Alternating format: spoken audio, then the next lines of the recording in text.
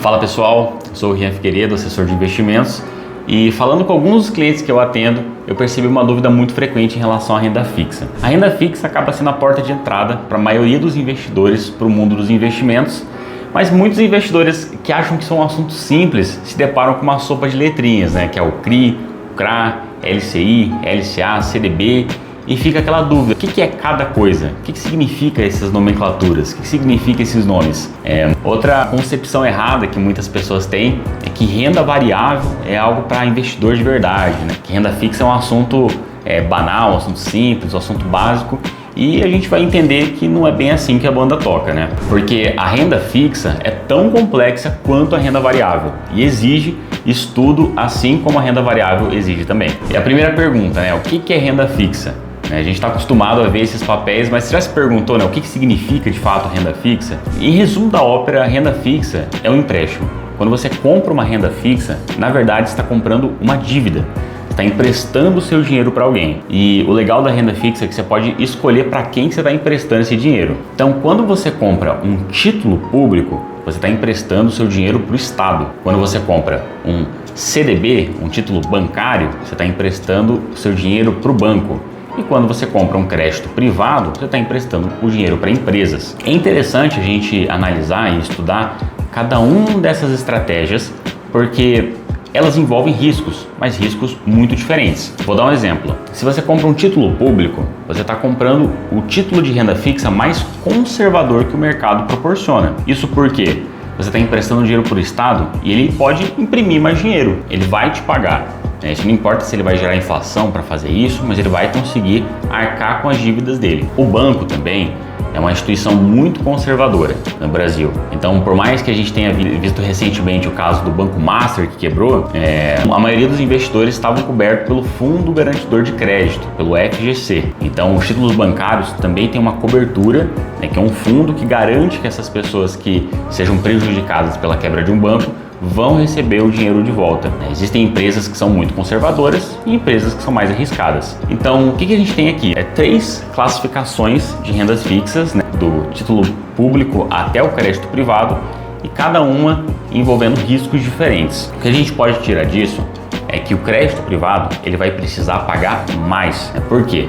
Porque o risco é maior. Então, se eu investir numa empresa, se a empresa vier a quebrar, o risco é muito grande. Então, para que haja atratividade para o investidor comprar um papel de renda fixa, ele precisa receber mais, já que ele vai ter um risco maior. É importante falar sobre isso, porque quando você entra na sua plataforma de negociação lá do mercado financeiro, você vai notar que tem ativos com rentabilidades incríveis. E muitas pessoas podem cometer aquele erro, de pensar, renda fixa então é muito seguro. E não se trata bem disso, Existem títulos de renda fixa que são muito mais arriscados do que comprar uma ação. Aí pode surgir aquela dúvida.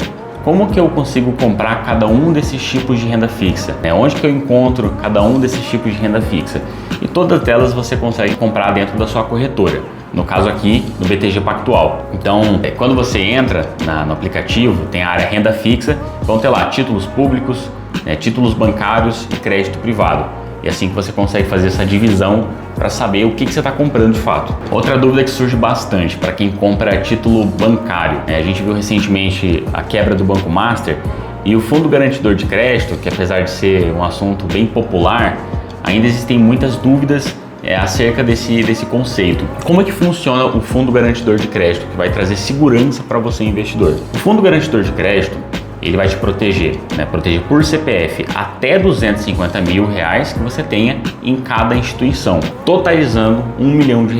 Então, na prática, você pode ter todos os seus ativos num único banco, mas dividido em títulos de banco diferentes. Vou dar um exemplo. Eu tenho um CDB do Banco Master, um CDB do Banco do Brasil, um CDB do BTG e um CDB da XP. Nesse caso, eu estou protegido pelo Fundo Garantidor de Crédito até R$250 mil em cada um desses papéis. Seria muito improvável isso acontecer, mas se os 4 bancos quebrassem de uma vez, eu ainda assim estaria coberto, porque eu tenho menos de R$1 milhão em todas essas instituições. Então eu vejo muitas pessoas que têm um pouco de dinheiro num banco e um pouco de dinheiro no outro banco e falam, eu não quero colocar tudo num único banco por medo de que o banco quebrar, eu não vou receber esse dinheiro, esse valor.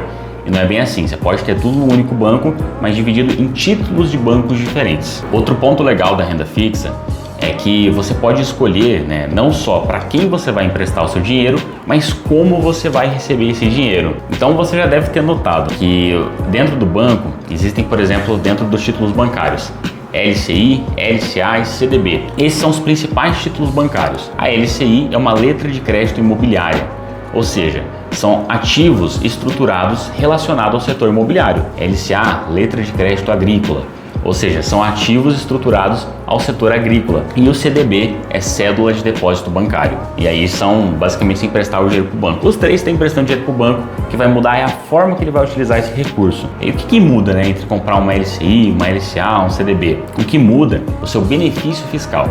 Ou seja, para um investidor pessoa física, você comprar um LCI e uma LCA, eles são dois setores, o setor imobiliário e agrícola, que há uma isenção fiscal para o investidor pessoa física, ou seja, você não vai pagar imposto de renda ao receber esse dinheiro. O mesmo acontece, por exemplo, nos títulos privados, créditos privados. Existem lá o CRI, o CRA, a debênture e a debênture incentivada. O CRI e o CRA, essa letrinha, o I e o A, ela aparece de novo. O CRI são títulos relacionados ao setor imobiliário, ou seja, você está emprestando dinheiro para a empresa, ela vai fazer alguma negociação relacionada a imóveis. O CRA é o setor agrícola, então você está emprestando dinheiro para a empresa, ela vai usar isso de alguma forma para o setor agrícola. E a debênture incentivada vai usar normalmente em setores de infraestrutura. Esses são três setores que têm isenção de imposto de renda para a pessoa física também. Então, além de ter diferentes tipos de papéis, o CRI, CRA, debênture, LCI, LCA, tem também formas diferentes que você pode receber esse recurso em relação à sua forma de ser rentabilizado. Existem os pós-fixados, os pré-fixados e os títulos atrelados ao IPCA. Então, o pós-fixado, ele vai ter uma taxa normalmente como 100% do CDI, 110% do CDI. E como o próprio nome já diz, pós-fixado, o CDI ele oscila, então você sempre vê, a taxa de juros subiu, a taxa de juros caiu, você vai receber de acordo com isso. Então ele costuma ser bastante seguro porque te permite acompanhar a economia. Existem também os pré-fixados, que como o nome já diz, é uma taxa pré-fixada, ou seja, você contrata uma taxa que faça chuva, faça sol, vai te pagar aquilo. Exemplo, 14% ao ano, 13% ao ano, 15% ao ano. Então não importa aqui se a taxa de juros vai subir ou vai cair, você vai receber 14% ao ano, 15% ao ano, de acordo com aquela taxa que foi contratada. Então sempre que você ouvir a palavra IPCA, ela está se referindo à inflação, significa Índice Nacional de Preços ao Consumidor Amplo. E normalmente os títulos eles têm uma taxa que pode ser chamada de taxa híbrida. Por quê? Porque a gente tem o IPCA, que é uma taxa que oscila também, a inflação às vezes sobe, a inflação às vezes desce, então tem o IPCA mais uma porcentagem. Exemplo, hoje no mercado tem títulos IPCA mais 6, significa que você vai receber no ano a inflação mais 6%. Então, como a gente pode ver, o assunto de renda fixa tem várias nuances.